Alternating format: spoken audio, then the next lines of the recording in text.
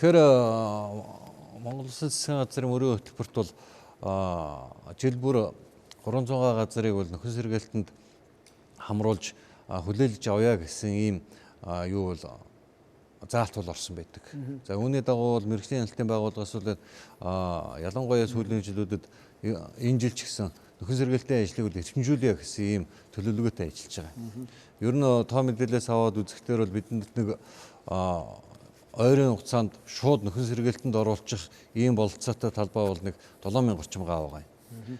Техникийн нөхөн сэргээлт хийсэн биологийн нөхөн сэргээлт хийгдээгүй мөн нэг 3000 орчим га талбай байна. Энэ 7000 дотор. Тэгэхээр энийг бол одоо техникийн нөхөн сэргээлт хийх бололцоотой талбайг бол одоо бүрэн техникийн нөхөн сэргээлт хийдгийа. Техникийн нөхөн сэргээлт хийцэн байгаа одоо биологийн нөхөн сэргээлт хийх бололцоотой энэ талбайнуудыг бол биологийн нөхөн сэргээлтийг нь шаардъя, шахъя гэдэг ийм зорилт тавиад ажиллаж байгаа. Энэ жилэл одоо ер нь бол техникийн болон биологийн нөхөн сэргээлтийн хэмжээг нэмэгдүүлэх, ногоон байгууламжийн хэмжээг нэмэгдүүлэх ийм чиглэлээр бол зорилго тавиад ажиллаж байгаа. Энэ бол ер нь бол ойрын хугацаанд бол одоо ингээд хэрэгжих бололцоотой гэж харж байгаа юм бид. За хамгийн гол асуудал юу вэ гэхээр нэг 8000 орчим га газрын эзэнгөө орхигдсон талбай.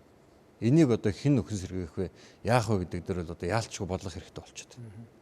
Дээрээс нь 13000 орчим га талбай бол ойрын 20-30 жилийн туршид бол одоо нөхөн сэргээлт хийгдэхгүй нэ гэдэг ийм бодит дүр зураг харагдаад байгаа юм. Гэтэл энэ 13000 га талбайг нөхөн сэргээлт хийх ёстой үүрэгтэй аж ахуйн нэгжүүд нь л одоо байж байгаа, эзэмшиж байгаа. Цаашдаа 20-30 жилийн туршид үйл ажиллагаа явуулна.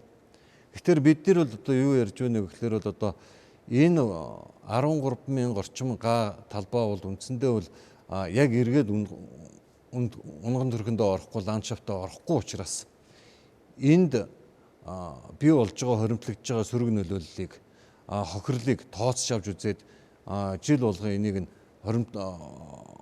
хоримтлуулдаг сантай болоод энэ сангаас дамжуулаад энэ орхигдсон талбайг нөхөн сэргээх бололцоо байгаа юм биш үү гэдэг ийм зүйлийг бид харж байгаа юм. Тэгээд ийм асуудлуудыг бол зүгээр шашатандаа мэдээж санал болгоно. Бололцоотой тохиолдолд олон улсын дуршлаг юу байгаа юм? Тийм ээ, олон улсын эрх зүйн ямар байгаа юм? Манай Монгол улсын хууль тогтоомжийн хувьд бололцоотой мөн үгүй мөн гэдэг зүйлүүдийг харж байгаад шийдвэрлэх бололцоотой гэж бодож байгаа. Тэгээ ингээд бол ер нь бол ийм ажлуудыг хийж гүйцэтгэсний эцэст бол одоо бид нар бол ер нь бол ойрын хугацаанд бол нөхөн сэргээлтийн ажлыг бол нэмэгдүүлэх, эвдэрсэн газрын хэмжээг багасгах, бууруулах ийм боломж бүрдэх юмаа гэж харж байгаа. За баярлалаа.